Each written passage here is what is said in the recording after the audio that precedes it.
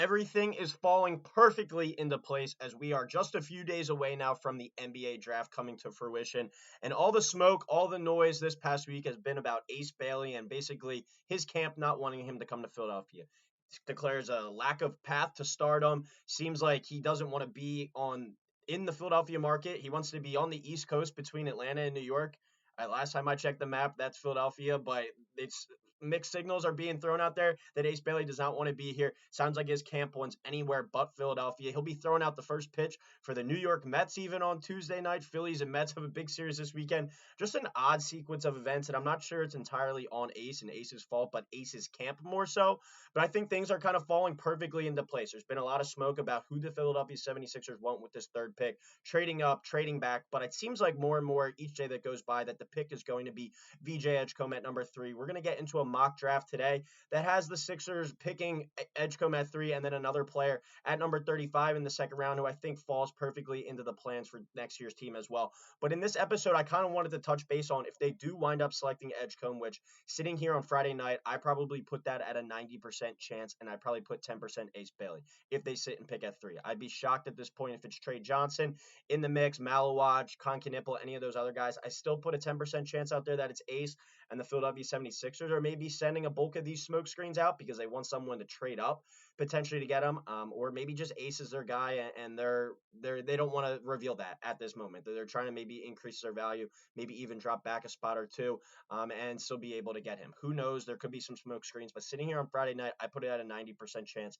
that the pick at number 3, if the Sixers are selecting there, indeed is VJ Edgecom, the shooting guard out of Baylor. And then with the second pick, that first pick in the second round, for the 76ers, we'll get into that as well. But I kind of wanted to go over what the roster could look like, what the rotation could look like if these 2 draft picks from this latest mock draft from PhillyVoice.com are indeed the picks for the 76ers team next year, because as we said, everything is really kind of falling into place now. You're maybe dodging a major bullet with some major character concerns with Ace Bailey. Seems like VJ Edgecom from his workout really impresses Sixers, not just on the court, but off the court as well. So let's get into this latest mock draft and then have a big overview kind of what the Sixers rotation could look like if they do go in this direction next week on Wednesday night. Here it is, the Philly Voice mock draft. Pick number 3 has them selecting VJ Edgecom. Here you see a shooting guard out of Baylor. No change here, says Adam Arison. As more word emerges out of Philadelphia and Camden, the stronger the sense gets that Edgecom will be the pick at number 3 late on Wednesday night. News broke that Ace Bailey had called off his visit and workout with the Sixers at the last minute. There should be real skepticism about this preventing the Sixers from drafting him if they view the Rutgers as a star, as the best player available. But we have seen, before as well with the Sixers, they didn't bring in Tyrese Maxey and they didn't bring in Jared McCain for pre-draft workouts either. And they still wind up selecting both of those guys. And we've seen how, that's worked out. I don't think it's the final nail in the coffin that Ace Bailey will not be a Sixer with him not coming in for the workout. But it just seems more and more like the Sixers have gone kind of away from that, and everything positive and everything glowing has been VJ Edgecom. It's probably to the point where I'd be shocked if VJ Edgecom is not the Philadelphia 76ers pick there at number 3. So you slide him into a pretty crowded backcourt already. You have to assume Quentin Grimes is back, but then you throw him in there with Jared McCain and Tyrese Maxey as well. But VJ Edgecom kind of does a little bit of everything, and I think he gives the 76ers some really good potential versatile lineups. We'll get into that when we break down the entirety of the roster and what the rotation will look like if these 2 picks are indeed the picks for the 76ers next season. But as we get closer and closer to the draft, it sounds like they're going to take, the athletic, high-flying shooting guard here in Edgecom out of Baylor. And does he come off the bench right away? Does he find himself right in the starting lineup? Sure, that remains to be seen, but he's viewed as a high upside guy with good character, and kind of, the opposite of what we've been hearing of Ace Bailey in recent weeks, at least. I'm still an Ace fan. I'm a really big believer in his talent, but I do think his situation is kind of dependent on how good he can be at the NBA level. Like if he goes to a Washington or a Charlotte, I think those are bad situations for him. I thought Philadelphia was a perfect situation where he can continue to develop, and then take over as that kind of lead scorer maybe in 2-3 years down the line. Be that kind of 1B next to a Tyrese Maxey as a 1A. If he goes and he has to produce, and he has to take 20 shots a game as a rookie in Washington and Charlotte, I think he's going to struggle, and that's probably the downfall of his NBA career before it really even gets started. I think Edgecom, while not maybe the best overall fit, you look at the Thunder and the Pacers. I keep going back to this. The depth and the amount of guards that they're able to throw out there on a nightly basis, I think is what has gotten them this far. And I think the 76ers should be, happy with this pick. I think fans should be happy with this pick if it does get to this rate. All right, with the second pick in the draft, of the Sixers draft, at least their second round pick. The Adam from Philly Voice has him selecting Drake Powell, shooting guard, small forward out of North Carolina. Now you might say, all right, why are we taking this guy? Kind of the same position here as Edgecom. You read the little blurb on this. This still feels like it's near the lower end of Powell's range, particularly after a jarring number of high-profile collegiate returners who would have otherwise been available in this region of the board. But Powell fits the Sixers mold perfectly, from his dynamic athleticism to his significant pre-college pedigree. Another high-regarded college recruit. Didn't have the most, successful season at North Carolina this past year, averaged north of 7 points per game, about 3.5 rebounds, shot 38% from three, but he's kind of in that mold of that 3-and-D wing. And what sticks out to me most is the sentence at the end here where it says Powell fits the Sixers mold perfectly, from his dynamic athleticism to his significant pre-college pedigree.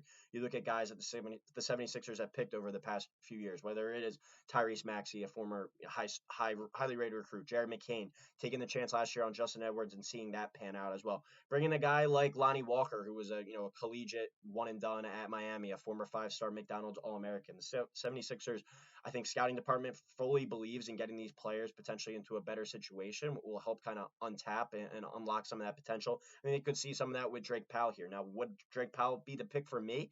Probably not. If you're going to be taking a VJ Edgecombe, I'm probably going more towards the front court because they still have a glaring need at the 4, especially with Gershon Yabusele most likely walking out the door. I'm probably targeting a 4 or a 5 in this selection. But the main goal of the offseason for the 76ers and Daryl Morey, what he said was to get younger and more athletic, and Drake Powell certainly fits that description, that mold right there for sure. So if those two guys are the pick, you figure both of these players are in the rotation next year.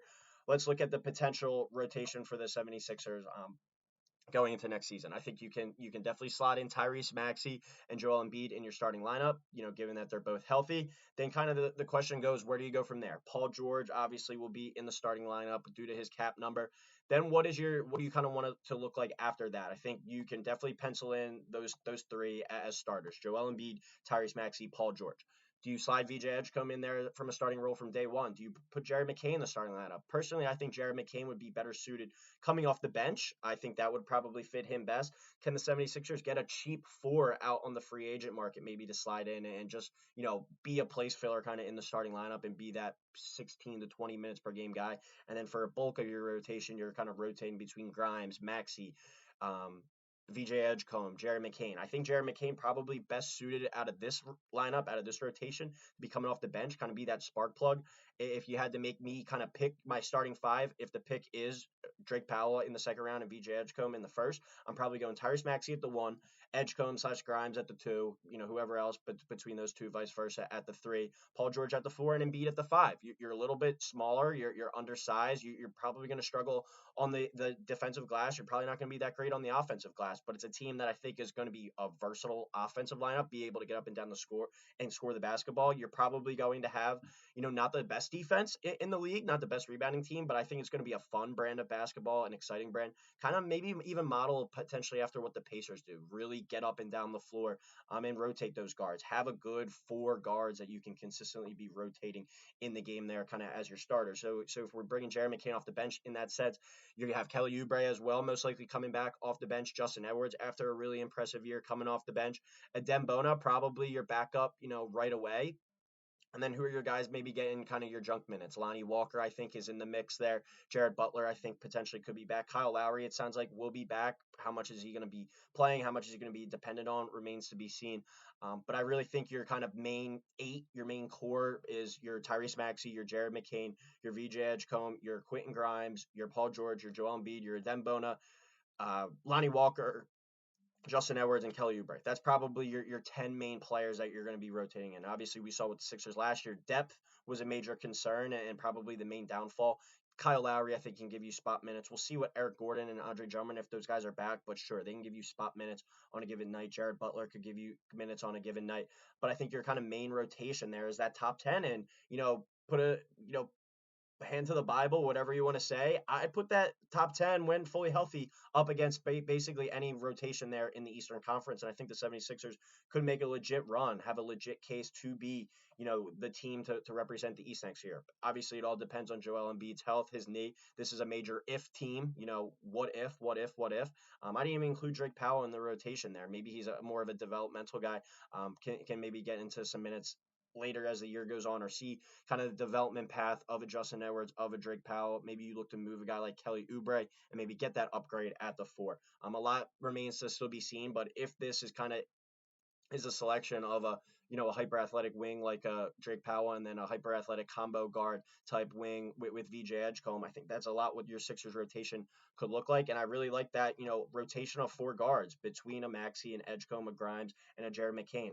They all bring something different to the table. Tyrese Maxey, his quick ability, first step, his ability to shoot from beyond the arc. Jared McCain showed a lethal shooting ability last year. Quentin Grimes showed you a little bit of everything. I think VJ Edgecom kind of like Quentin Grimes, probably more athletic and definitely not as polished as a shooter right now, but a hyper athletic guy that's going to be able to defend, going to be really fun in transition. I think kind of fits in that mix of those 4 guards by giving you a little bit of everything, and could make for some pretty fun rotations for the Sixers roster next year. So I really do think things are starting to fall into place. I'd say as of right now on Friday night, 90% chance VJ Edgecombe is that guy at number 3. Maybe still a 10% chance that Ace Bailey. By the time I wake up tomorrow, it might be a 95.5, but I'm to the point where I'd be very surprised if Ace Bailey hears his name called at 3, if the Sixers are sticking and picking there, and it's not VJ Edgecombe in that scenario. But let me know what you guys think in the comments below. As we said, a lot of smoke's been happening in the recent weeks. A lot of news around the Sixers team and potentially this pick and what's going on here. But I think it's really kind of buttoned down to VJ Edgecombe here, and then you're either taking another wing who's athletic like a Drake Powell, or one of those front court guys at that number 35 pick in the second round. Let me know what you guys think in the comments below. We'll have some more videos coming out as we lead up these next few days towards the draft. But thank you as always for tuning in. Please like, subscribe, and we'll talk to you next time here on Sixers Digest.